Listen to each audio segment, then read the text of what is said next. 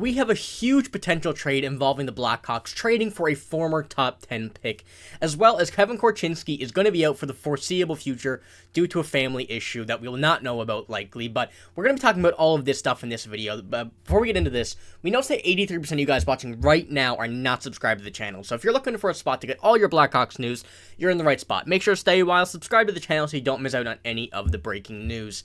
We're going to start this one off here first with the Kevin Korchinski situation. He's away from the team, reported by Luke Richardson. Charlie Roumeliotis put this out on Twitter. Here's a quote from Luke Richardson. After the team's morning skate, Blackhawks head coach Luke Richardson said Korchinski's absence is due to a family matter. It is unclear when he will be back.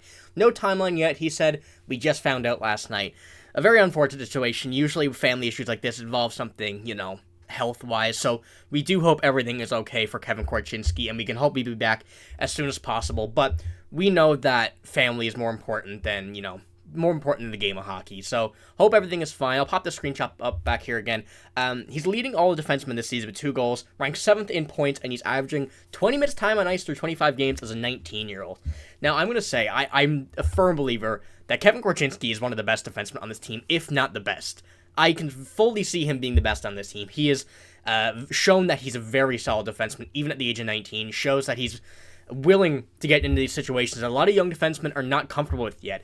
So, you want him back as soon as possible. It's obviously a very tough loss for the Blackhawks, someone who's a bit short on defense.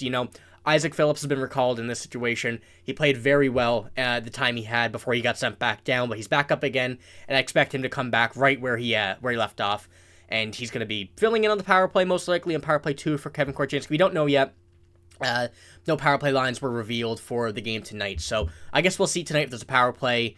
But, Kevin Korchinski is a huge loss on the power play. Power play that's kind of heating up a bit, as much as it's tough to say for the Blackhawks, the power play's been absolutely horrible. But it's starting to heat up with Kevin Korchinski on the second line, and maybe you see him on the first line in replacement for, maybe a Seth Jones type player. But we're going to talk about enough about this. Obviously, wish the best for Kevin Korchinski in the situation. But I wanted to get into the major trade report rumor that we've seen from a few people on Twitter, especially one Edmonton Oilers account, actually. The trade is for one player that has been struggling a lot this year, and someone who, has been in the mix lately, I will say, for names that have been on the trading block, and that is Phillip Broberg. This account, New World Oilers, tweets out, "Don't be surprised if you see Phillip Broberg moved as a sweetener in a possible Jack Campbell trade. The Blackhawks have been rumored to be sniffing around Broberg, and they've let the league know they're open to taking contracts in exchange for prospects and picks." This is what we've been discussing lately on this channel here, that if the Blackhawks were to make a move, being it for a prospect, a pick, and willing to take, a team's bad contract is definitely something that they should do.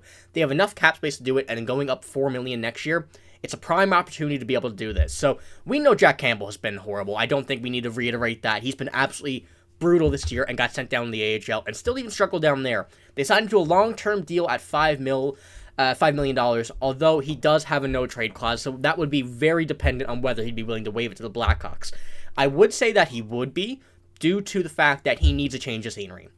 I think that he knows Edmonton hasn't been a strong suit as good as he was when he was in Toronto with the Toronto Maple Leafs. But I do think the Blackhawks in the rebuilding era, I guess you could say, would be a nice fit. Obviously they get a lot of experience coming from Jack Campbell, playing on many teams, and I think Jack Campbell would also face a lot more shots. Be able to play a lot more, being a number 1 goalie for this team.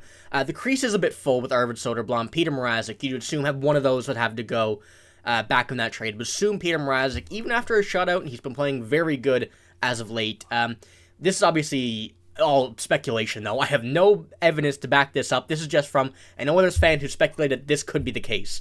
Blackhawks fans, I really want to know what you guys think about this. I do think that this is a pretty good trade for it. Obviously, Broberg as well, former 9th overall pick, he hasn't had a solid NHL career yet, but he showed glimpses that he could be able to.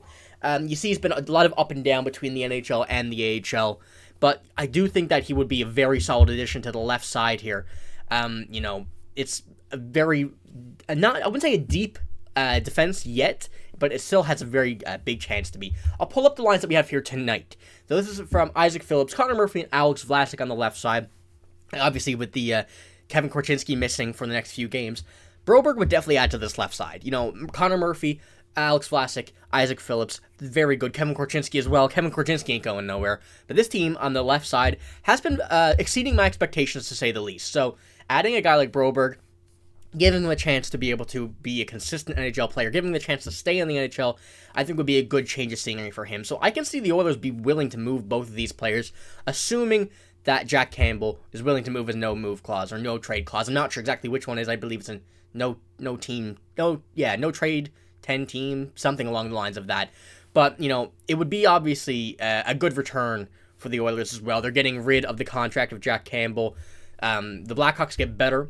They can take on a bad contract in Jack Campbell, so a pick would maybe come with the Broberg as well. Broberg, I would say, drafted in 2019, still a prospect. He hasn't played too many NHL games yet. I don't believe he's played a full season in his career numbers. So, you get a guy, giving him a chance. You get a goalie who's shown very, very good signs of being a number one goalie, being capable of being a number one goalie.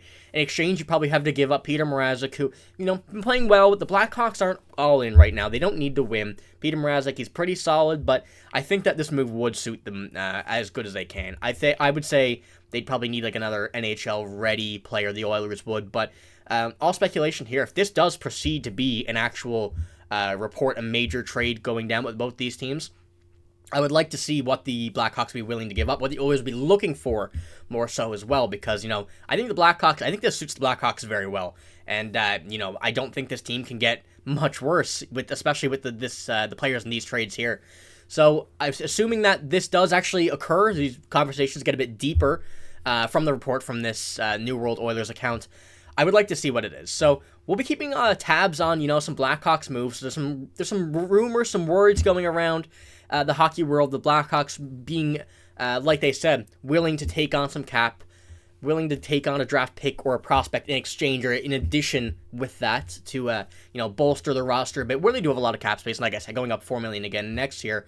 The Blackhawks, I think, should take advantage of this for the time they have. They don't need to pay anybody yet. They have a lot of expiring contracts, but it will be nobody that is going to be making a lot of money. So if the Blackhawks can do this, I'll be very entertained to see what they can do with this. But that's all I got for this video. If you did enjoy, make sure to give it a like. Make sure to subscribe to the channel as well. We're very close to 1,000 subscribers. It would mean the world to us if we could hit that before Christmas. So that's all I got. I'm signing out. Thanks for watching. Hope you have a good day. See you later.